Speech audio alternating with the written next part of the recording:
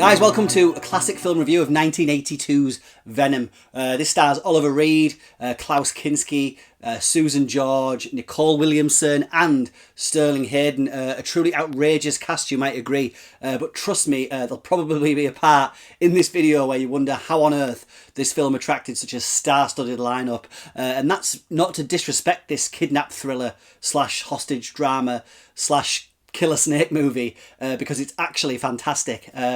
Let's not waste any more time. Let's take a look. And you see, Mambas are also aggressive, which tends to make them a little awkward. They're capable of launching themselves bodily 10 to 15 feet through the air. They strike so fast that nobody could possibly get away. Now, before we go any further, I have to let you know that this movie features a scene in which a venomous Black Mamba snake boldly enters Oliver Reed's trousers and bites down on whatever it finds up there. That actually exists in film history. And I'm here to tell you that it's not even the craziest thing in the movie.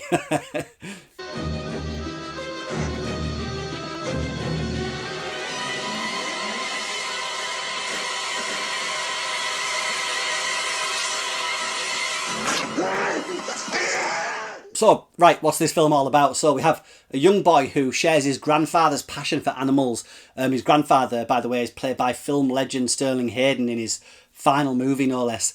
Anyway, the boy orders a harmless snake to add to his existing menagerie, and due to a mix-up, he's kindly given a Black Mamba by mistake. So a killer snake on the loose movie set in London. Sounds good. But that's not all. After the boy gets home, he's kidnapped by his maid and his chauffeur. The pair played by Susan George and Oliver Reed, respectively. More on them in a moment or two. So, some disgruntled servants and a kidnap scheme. Sounds good. But that's not all. George and Reed are also conspiring with some European arch-criminal named Muller, played by a deranged Klaus Kinski. I will tell you what to do, when to do it, what to say. I will tell you when to breathe. What gives you the right to talk to me like that? You understand? You understand? Now, so we have an asthmatic child, some no-good petty crooks, an international terrorist and a Black Mamba slithering around.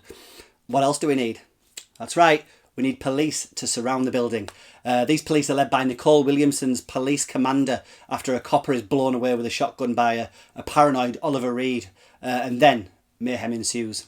Crikey, if you're still here, firstly, thank you, but also nice work because we get to chat more about this sadly almost forgotten gem of the early 80s. So Venom, not you, was directed by Piers Haggard and is of course notable for throwing together two of cinema's most notorious hellraisers, Oliver Reed and Klaus Kinski. And as entertaining as this movie is, from all accounts, the pair hated each other, and the making of this movie would no doubt make a great movie into itself. The film's most fascinating slice of trivia is that horror maestro Tobe Hooper, who made Poltergeist and the Texas Chainsaw Massacre, actually directed a small part of this movie before being replaced by Haggard due to creative differences. So Venom came at the back end of a cycle of creature features that tried and mostly failed to do for other animals what Jaws did for sharks. Now, I'll admit I'm not as clued up on the development of this movie, but it genuinely seems like someone had a leftover hostage thriller script and decided to spice it up by throwing a killer snake storyline into the mixture.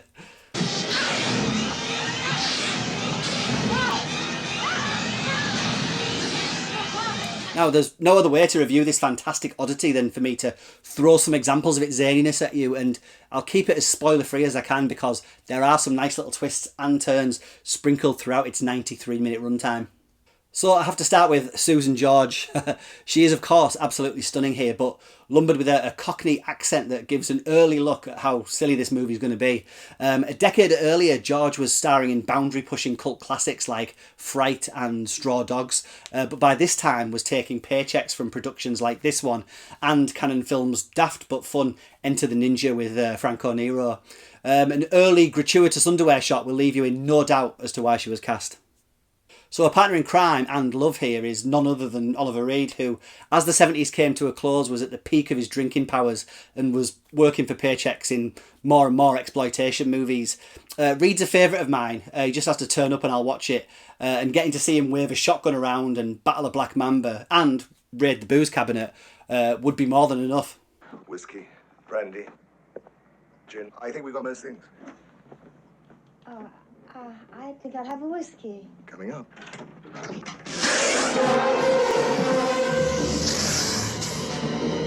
But of course, here we have the added bonus of having him go up against the infamous Klaus Kinski. The German Hellraiser is probably the scariest thing in the movie. A famous and brilliant bit of trivia here is that Klaus Kinski turned down a role in the Indiana Jones movie Raiders of the Lost Ark to star in this movie, claiming the script for Spielberg's film was moronic. Kinski, of course, has that great disgust-ridden look permanently etched on his face. The fact that he's a bastard to everyone, and Oliver Reed looks like he'll casually assault anyone who even looks at him, brings even more tension to the plot. And the director, Haggard, was famously quoted as saying that the Black Mamba was actually the nicest person on set. Totally believable. There's also an entire anti-Venom based plot line with Nicol Williamson and Sarah Miles' Dr. Stowe, who both, bless them, think they're in a completely different movie to this. And Sterling Hayden, God love him, spends the movie fretting over his grandson's asthmatic condition behind a huge beard. Hayden, who was never the biggest fan of Hollywood, was in a whole weird and wonderful assortment of movies before his death. But after starring in films like Johnny Guitar, Doctor Strangelove, The Godfather, etc., he had nothing to prove, really. Now, Venom gets the cult classic stamp of approval for sure, as far as I'm concerned. The fact that it's set in the UK with some admittedly famous British acting talent gives it a less Hollywood feel than many other creature features. It has a great European terrorist villain years before Die Hard made that fashionable. And I love that the snake, despite being highly venomous, is just a snake. It's not a giant mutant snake, and there isn't 50 snakes. But that ups the tension because it's small enough that it could be lurking anywhere. Watch out!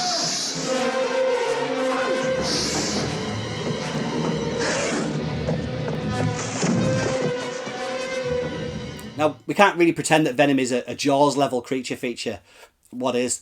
And only the screen presence of the cast make you turn a blind eye to the fact that a good chunk of the second half is just characters standing around. The scares may also be a little sparse for modern audiences, although its death scenes are brilliantly hilarious. And that Kinski snake showdown finale has to be seen to be believed. Go check it out.